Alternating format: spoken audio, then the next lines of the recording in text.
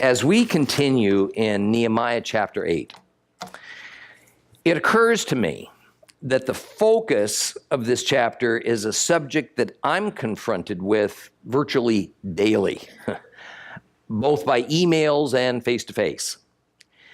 How do we obey the law of Moses in our current circumstances? And if we can't obey all the law to the letter, should we try to live by any of it? As pertains to Nehemiah and Ezra's time, so many of the commandments and ordinances of God's Torah had fallen into disuse as a result of their Jewish exile to Babylon. Everything that required a temple and a priesthood was impossible to observe up in Babylon. Kosher eating to the divine standard was not doable. And so in some cases, replacement systems were invented by the more zealous of the Jews. Now, those systems followed the Jewish exiles that returned back to Judah. And of course, it became the norm for those 95% who chose to stay. The political reality was that the law was given to the Hebrews almost a millennia earlier under the conditions of self-rule, having just been freed from Egypt. But now the condition was that Judah was merely a small province in a vast Persian empire, and the Jews were Persian citizens under the authority of a Persian king, no matter where they lived. How might divine laws and regulations that by design were to be not just part of the Hebrew religious system and their sphere, but rather were to also be the everyday civil laws and moral code that the Jews lived by, how would this translate to a people who were now but an insignificant population under the firm rule of a powerful pagan government? And as we read in Nehemiah 8, and as we'll discuss further today, Ezra introduced an important concept that I have tried to introduce as well to all of you.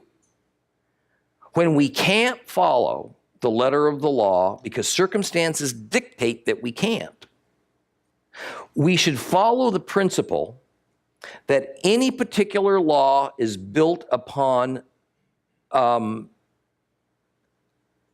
regulation that has a principle behind it.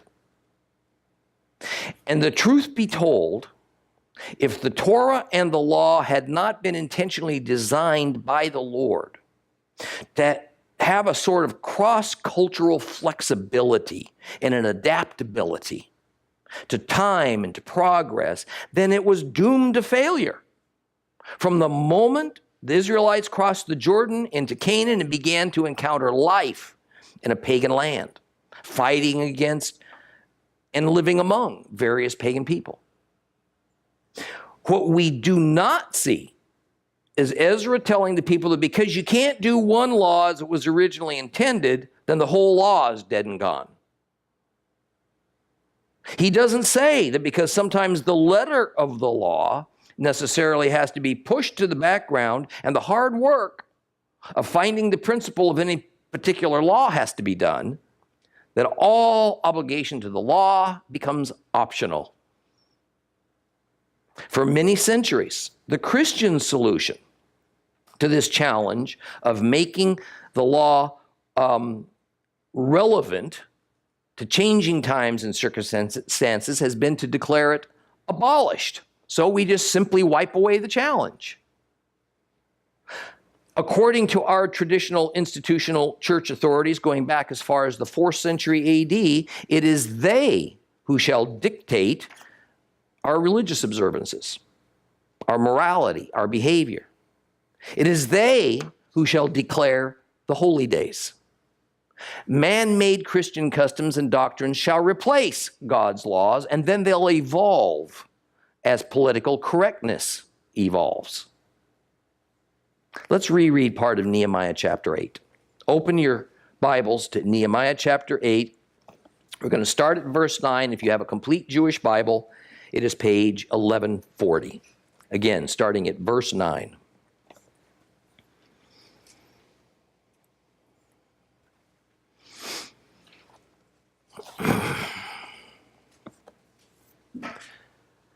Nehemiah the Tirshatah, Ezra the Cohen and Torah teacher, and the Levites who taught the people said to the people, "Today is consecrated to Adonai your God. Don't be mournful, don't weep." For all the people had been weeping when they heard the words of the Torah. Then he said to them, "Go and eat rich food and drink sweet drinks and send portions to those who can't provide for themselves, for today is consecrated to our Lord. Don't be sad, because the joy of Adonai is your strength." In this way, the Levites quieted the people as they said, "Be quiet, for today is holy. Don't be sad." Then the people went off to eat and drink and send portions and celebrate, because they had understood the words that had been proclaimed to them. On the second day, the heads of the fathers' clans of all the people assembled with the priests and with the Levites before Ezra, the Torah teacher, to study the words of the Torah. And they found written in the Torah that Adonai had ordered through Moses that the people of Israel were to live in Sukkot during the feast of the 7th month, and that they were to announce and pass the word in all their cities and all Jerusalem, "Go out to the mountains and collect branches of olives and wild olives and myrtles, palms, and other leafy trees to make Sukkot as prescribed." So the people went out, and they brought them, and they made Sukkot for themselves, each one on the roof of his house, also in their courtyards, in the courtyards of the house of God, in the open space by the water gate, and in the open space by the Ephraim gate. The entire community of those who had returned from the exile made Sukkot, and they lived in Sukkot, for the people of Israel had not done this since the days of Yeshua, the son of Nun. So there was a very great joy. And they also read every day from the first day until the last in the scroll of the Torah of God. They kept the feast for 7 days. Then on the 8th day, there was a solemn assembly according to the rule.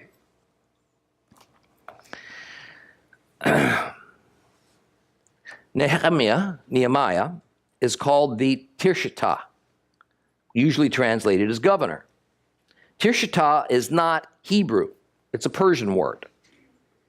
And it helps to realign us to the reality that Nehemiah may have had a Jewish racial heritage, but to the world of his day, he was a Persian official, the king's own cupbearer, governing via Persian law over Persian citizens in a Persian province called Judah.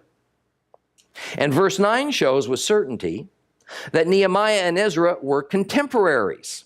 They cooperated to convene this gathering on the first day of the 7th month, Tishri, and each played his role. Nehemiah is to be commended, as his role is obviously one of organizing, and it is Ezra who is made front and center. Nehemiah doesn't insist on the spotlight. It is said that the reading of the law by Ezra caused the people to weep. However, Ezra and the Levites admonished them that they should cease their tears and instead celebrate with joy. Why were the people mourning? Because God's purpose for the law was served. It first made the people aware of their sins.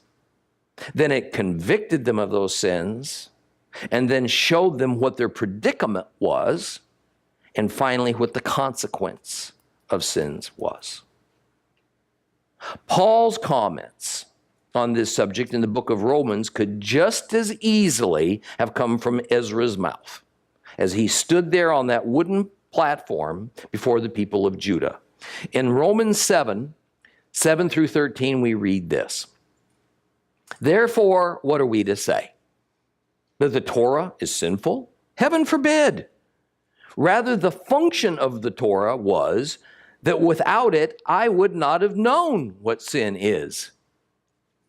For example, I would not have become conscious of greed if the Torah had not said, 'Thou shalt not covet.' But sin, in seizing the opportunity afforded by the commandment, worked in me all kinds of evil desires. For apart from Torah, sin's dead. I was once alive outside the framework of Torah, but when the commandment really encountered me, sin sprang to life. And I died. The commandment that was intended to bring me life was found to bring me death. For sin, seizing the opportunity afforded by the commandment, deceived me. And through the commandment, sin killed me. So the Torah is holy. That is, the commandment is holy and just and good. So did something good become for me the source of death? Heaven forbid. Rather, it was sin working death in me through something good, so that sin might be clearly exposed as sin, so that sin through the commandment might come to be experienced as sinful beyond measure. See, many Jews had apparently not heard the law in a long time. Some, no doubt, had never heard it. And as the hours of instruction passed, it became clear that the traditions and the customs that had been developed over the past 175 years in exile, the traditions and customs that dictated everyday life, didn't necessarily match with God's laws. It was a sobering wake-up call. Think upon what's happening here. Just as Paul said 500 years later, the knowledge of their sin had been dead to these people standing before Ezra because they didn't know the Torah. Paul says in Romans 7:8, apart from Torah, sin is dead. So was Paul suggesting that staying apart from the Torah was supposed to be a good thing? That the right thing, the smart thing, is to intentionally make ourselves separated from God's laws, thus we won't sin. Hallelujah. Paul says in verses 12 and 13 that not only is the Torah and the commandment holy, just, and good, but that any thought that the Torah has become a source of death must be dismissed. Heaven forbid, he says to that notion. Modern Christianity says just the opposite. Here's the standard, admittedly not universal. Here's the standard Christian formula. Just be ignorant of what sin is according to the Bible by avoiding the Torah, and therefore, since you won't know what sin is in God's eyes, you can't commit sins. Instead, sin is now customized for each person. Sin has no standard. Whatever God tells you and you and you is sin in your spirit is sin. But that same sin may not be sin for me, and vice versa. Thankfully, the people standing in front of Ezra took the laws of Moses to heart. And they began mourning when they realized their sorry state. It's my hope, it's my purpose in life, it's the reason for the existence of Seed of Abraham and Torah class, that someday all believers will open the Torah and weep, finally realizing the truth and the relevance of it. And yet, we have Ezra and the other leaders telling the people to stop their mourning. Instead, celebrate with joy. What are we to make of that? I think the best single word to explain the reaction of both the people and the leaders is bittersweet. Think about the meaning of that word bittersweet. Bitter and sweet are opposites. How can something be both at the same time? The definition of such a thing is called irony. And yet this irony was true. It was bitter for the people to learn that they had been displeasing God, had somewhat intentionally ignored God's word, and what the terrible consequences for this were. They had been living in exile as a consequence. They had returned to Judah living in a heap of ruins as a consequence. They were subjects of a pagan king as a consequence. Yet ironically, it was sweet that here they were finally learning what pleased God. Now they knew it with certainty. They were no longer relying on flimsy traditions of men to try and be in harmony with God. They found out that while disobedience indeed brought curses and death, obedience brought blessing and life. And the day that they were hearing all of this was itself a God-ordained holy day, the Feast of Trumpets, Yom Teruah. And this holy day was meant to be a joyful day, a day of abundance, not a day of sadness.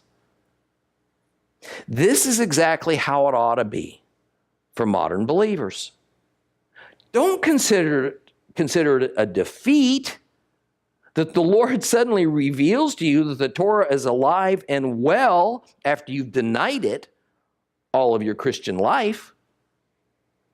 Don't consider it a day to be sad and mournful when finally the scales fall off your eyes and you realize you have a duty and obligation before the Lord to obey his commandments.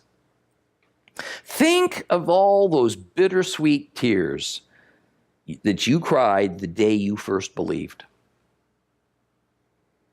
That moment that you stopped running from God. That you knew Christ was real, that he died for you, and that you had been rescued from eternal death because of your sinful ways. How awful for your past. How guilty for rebelling against the Lord, and how wonderful and thankful for your future that you felt all at the same time. That is essentially what's happening here in Nehemiah chapter 8. Well, in verse 10, Ezra continues to explain why the mourning of the people should turn to celebration. It is because, he says, the joy of Adonai is your strength. The word translated in the complete Jewish Bible as strength is mauz. And more literally, mauz means a refuge. It means a place of safety, the protection of a stronghold. So the joy of the Lord is our place of protection. Have joy in the Lord by getting into harmony with him, says Ezra, and do that by means of knowing and obeying his Torah, and then that will put you in a place of safety. The rabbis regularly speak of the Torah metaphorically as a fence. And if we stay within the fence of the Torah, we are protected by the Lord himself. Well, in verse 12, we learn that the people got the message, and they left to go home and to feast and to drink wine, but also to send portions. In other words, what better way to celebrate than to have food? I ought to get a big amen out of that one. Having a special meal on a festive occasion was common to the Old Testament. In fact, a special kind of sacrifice called the Zevah Shlamim had been established in God's law just for these festive occasions. With this kind of a sacrifice, a small portion was burned up on the altar, but the majority was given back to the worshiper to eat. However, the term sending portions, shalach manah, is a Hebrew expression that means to give gifts of food to those who are in need. The idea is that all Israel is to celebrate, and those who have plenty are to be sure to include those who have insufficient means to join in. Nobody should be left out. Well, upon verse 13, we've now turned the page to a new day. We're now at the second day of Tishri, 7th month, and the assembly is continuing. Thus, since on the day before the people had been dismissed to go home to celebrate and to send portions, only part of the crowd remained. And so those affected by what happens next is described only as the heads of the father's clans. And what happens is essentially a Torah class breaks out. And as they're studying the Torah, they were no doubt in Leviticus, they learn that part of God's instructions concerning the Sukkot celebration that's only a couple of weeks away is to build and live in sukkahs, in huts. Leviticus 23, 39 through 43 says this, "But on the 15th day of the 7th month, when you have gathered the produce of the land, you are to observe the festival of Adonai for 7 days. The first day is to be a complete rest, the 8th day to be a complete rest. And on the first day you are to take choice fruit, palm fronds, thick branches, and river willows, and celebrate in the presence of Adonai your God for 7 days. You are to observe it as a feast to Adonai 7 days in the year. It is a permanent regulation, generation to generation. Keep it in the 7th month. You are to live in Sukkot for 7 days. Every citizen of Israel is to live in a sukkah, so that generation after generation of you will know that I made the people of Israel live in Sukkot when I brought them out of the land of Egypt. I am Adonai, your God." Now, before we address their observance of Sukkot, let's discuss an obvious omission: the Feast of Yom Kippur, the Day of Atonement. Yom Kippur is supposed to happen on the 10th day of the 7th month. It is a very special time when the day itself is a full-blown Shabbat in which no work is to be done. It's a day of fasting, not of feasting. Leviticus 23, 27 to 32. The 10th day of this 7th month is Yom Kippur. You are to have a holy convocation. You are to deny yourselves. You are to bring an offering made by fire to Adonai. You're not to do any kind of work on that day because it is Yom Kippur to make atonement for you before Adonai your God. Anyone who does not deny himself on that day is to be cut off from his people. Anyone who does any kind of work on that day, I will destroy from among his people. You are not to do any kind of work. It is a permanent regulation through all of your generations, no matter where you live. It will be for you a Shabbat of complete rest, and you are to deny yourselves. You are to rest on your Shabbat from evening of the 9th day of the month until the following evening. Okay. Bible scholars have weighed in on this missing Day of Atonement in this passage of Nehemiah since time immemorial. Modern critical scholars say that the books of Ezra and Nehemiah were written before the Torah was written. So only later was the Day of Atonement even added. There's no evidence for that. But it's a quite common claim today among Bible academics who find the Bible to be nothing more than Jewish literature and myth, having no actual spiritual influence because they don't believe there is such a thing as a spiritual world. Some speculate that there was a strain in relationship between the priesthood and Ezra, or perhaps Ezra and the acting high priest. So Ezra canceled the Yom Kippur observance that centered on the high priest going into the Holy of Holies. Again, this is just fanciful thinking. There's not a hint of such a thing in the Bible. But for me, the bottom line is we're not told. My one and only thought on this is that everything we see happening so far has nothing to do with the temple. Everything in this chapter is happening away from the temple, by the water gate. The rituals of Yom Kippur, however, are entirely within the temple and only involve the high priest. So I guess what I'm suggesting as a real possibility is that Yom Kippur did happen, but it bears no relationship to Ezra's reading of the Torah the celebrating, the teaching of the people by the Levites, and so on. So it's beyond the scope of this chapter, since this is all about the law and its relationship with the common folks. Yom Kippur, from a biblical standpoint, was a 100% priestly affair. The people are simply supposed to do what? Rest. That's it. They are to observe a Shabbat. This is not a seventh-day Shabbat, but a special feast day Shabbat. Judaism later added to the biblical instruction and created a number of traditions for the lay people to do.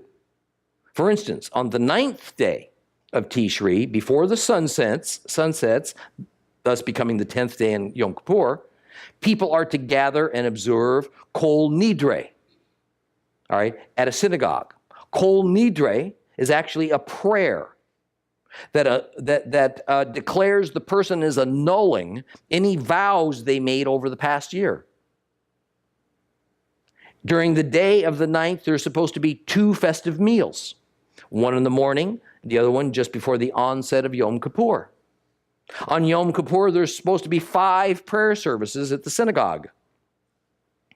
And depending on the strictness of the observance, people are not to wear shoes made of any kind of leather. They're not to wash. They're not to bathe.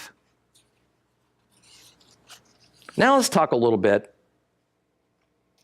about the command in Leviticus 23:27 to have a holy convocation for Yom Kippur. And I'm going to warn you ahead of time, this is really loaded. This concept of certain holy days calling for a holy convocation is greatly misunderstood. And I want to address it because it expands outward into some awfully touchy areas of scriptural commandments and instruction and religious observances.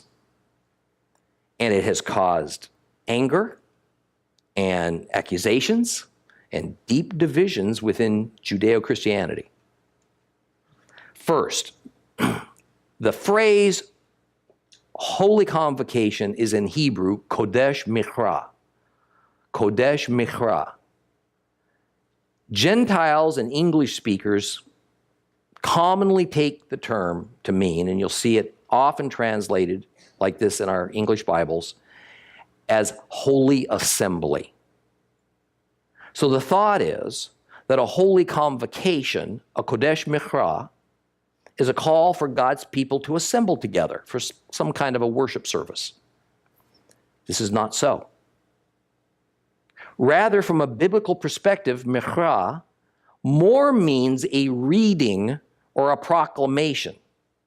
It can mean a summons in the sense that people are being summoned to do something in common, like pray.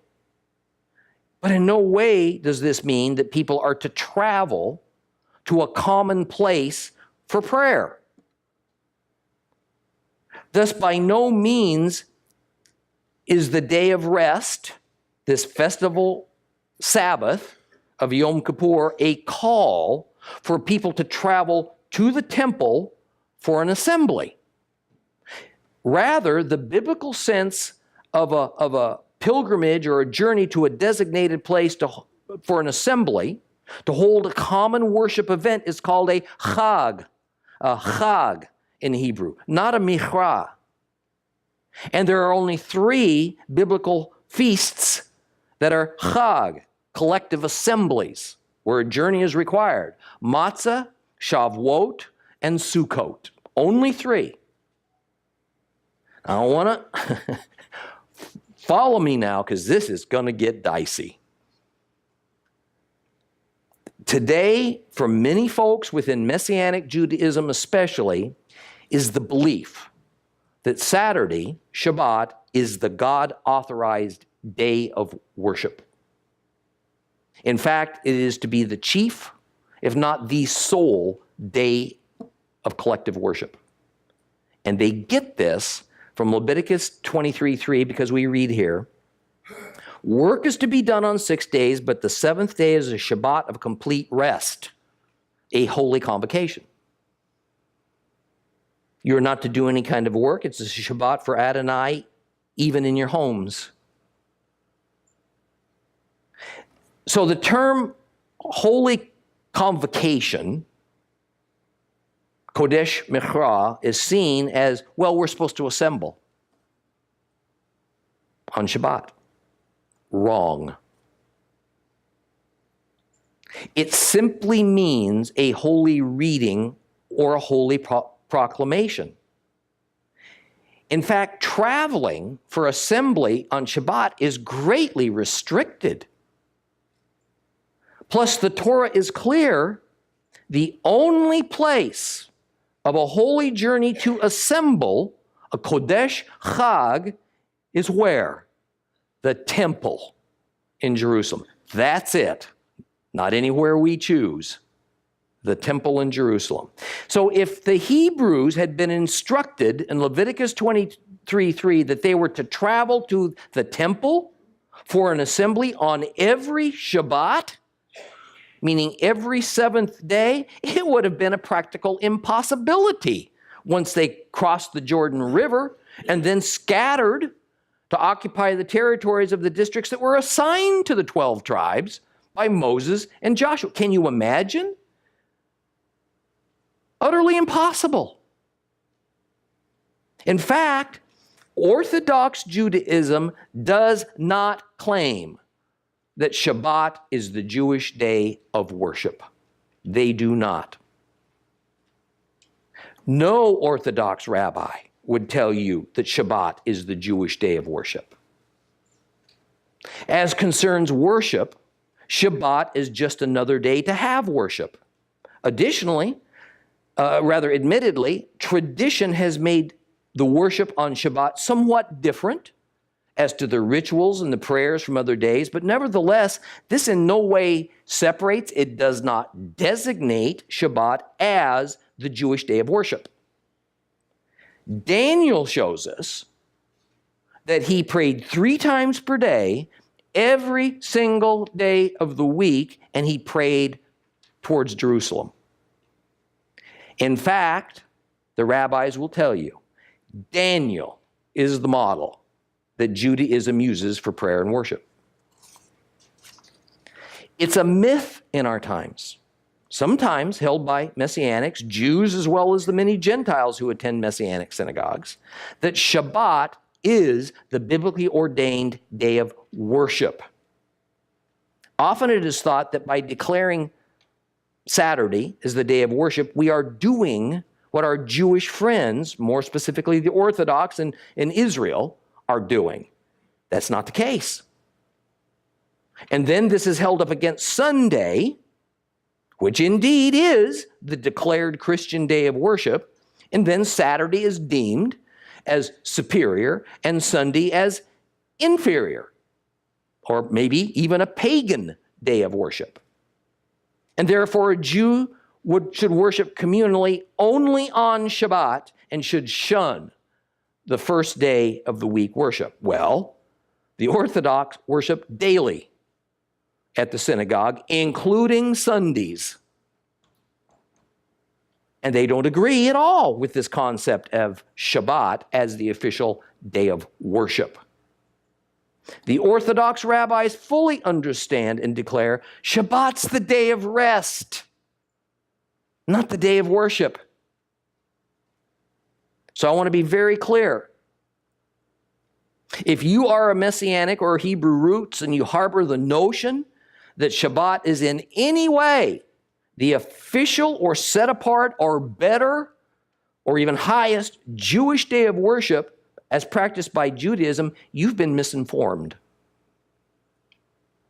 If you think that Orthodox Jews avoid Sunday worship, you're misinformed. If you think that there is even such a thing as a designated day of worship from within the Scriptures or within Orthodox Judaism, you're misinformed. So to hang on to that notion is to act on wrong assumptions and on bad information. Now for Christians. Those of us who might think that Sunday is the proper and only authorized day of worship are also incorrect. As with the Old Testament, the New Testament does not ordain an official day of worship. So where did this whole notion of day of worship come from? Around 100 AD, the Gentile church father Ignatius advocated the replacement of Sabbath, of Shabbat, with a new day called the Lord's Day, which would be the first day of the week. He was roundly criticized for this by other Gentile Christian bishops. Further, Ignatius urged that followers of Christ avoid any meeting on Sabbath and instead designate Sunday not as a day of rest, but as a day of worship for Christians. A couple of centuries later, Sunday as the Lord's Day was officially created by Constantine in the 4th century AD. And as Emperor of Rome, he declared it to be the official day of worship across the entire empire. But what isn't usually explained is it wasn't just the official day of common worship for Christianity, but for all religions in the Roman Empire.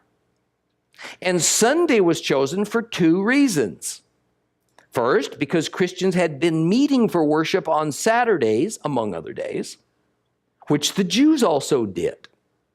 And Constantine's stated goal was not to do anything that the Jews did. And second, because the sun worshiper religion of the empire, known as Sol Invictus, which at that time appears to have been the most prevalent religion practiced in the empire, met on Sundays. So, by declaring Sunday as the national day of worship, national day of worship for all religions, including Christianity, Constantine avoided a very messy political and religious problem. I want to end this discussion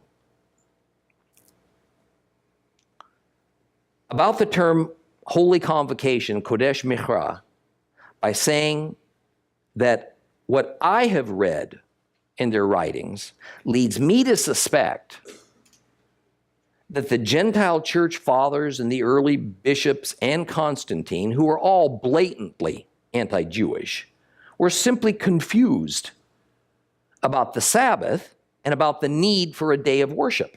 And like so many Christians and Messianics today, thought that at least in the minds of the Jews, the two were essentially the same thing. They're not. God's ordained Sabbath is strictly the day of rest. It is not the day of worship. There is no God-ordained day of worship. Any designated days of worship are man-made traditions and customs. And interestingly, the Jews didn't make any traditions about any particular day being the designated day of worship. 4th century Christians did that. Once more, that is not the same issue as to which day is Sabbath. That is well established in the Holy Scriptures. And it is Friday sundown to Saturday sundown. It's not optional and it's not changeable. But most important, please hear me. Please cease judging one another about which day or days you go to a communal worship meeting. Worship any day you like. And know that God finds it perfectly acceptable. It's humans that get all bent out of shape about it, not God. Well, getting back to Nehemiah 8:15. Hop down off my soapbox for a minute now. We find that the leaders sent out word that everybody was to construct a sukkah. They would all go out and collect various kinds of tree branches and large plant foliage to use in the construction, so the people obeyed. And all over Jerusalem and Judah, people built sukkahs, and they placed them on their roofs and in their courtyards and by the water gate where they were gathering, and at another place called the Ephraim Gate, and even in the temple courtyards. Everyone lived in a sukkah for the entire 7-day cycle of the Feast of Sukkot. But perhaps the most interesting aspect of this passage is the writer says that building and living in sukkahs had not happened since the days of Joshua, 9 centuries earlier.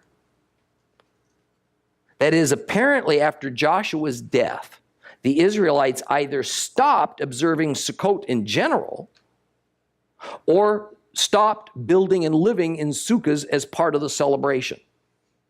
We do get specific mention in a few places in the Old Testament prior to Ezra and Nehemiah of celebrating feasts, but there is no specific mention of celebrating Sukkot. In Ezra chapter 3, we saw that some years earlier, Ezra had led a Sukkot celebration. So it seems that at the least, the use of huts, sukkahs, had been dropped hundreds of years earlier, and that only occasionally was the Feast of Sukkot celebrated at all. It's a very sad commentary on Israel's history. Just one more reason that God eventually ejected all 12 tribes from their land. The good news is that the people were so glad to be doing this. They didn't see living in sukkahs for a week as a burden. Rather, it was a newly discovered joy. And verse 17 also gives us a clue as to why this building of sukkahs was embraced with such zealousness by the people. An emphasis is made in this passage that it was the returned Babylonian exiles who celebrated using sukkahs. I think it's reasonable to postulate that they felt a kind of kindred spirit with those Egyptian refugees led by Moses who were returning from their exile. And so this is how Israel is supposed to feel. Every time they celebrate Sukkot, they are to remember that they were slaves in Egypt. God redeemed them, and then their ancestors lived in huts out in the wilderness. This feast reconnects present Israel with past Israel. And it makes them as one common people with one common identity. And this is why I am so adamant that Gentile believers need to celebrate this and the other biblical feasts. Because it connects with Israel as one people under one set of covenants given to us all by the one God. But sadly, it's also the reason that Christianity in general refuses to celebrate the biblical feasts. They want to be separate from Israel. They want to be separate from Israel's covenants.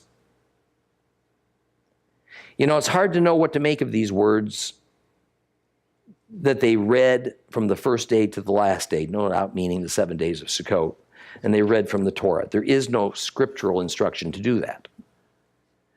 So perhaps this isn't the beginning of a new tradition. It's just rather a one-time event brought about by the completion of the wall around Jerusalem, then a determination of the people to return to the Torah.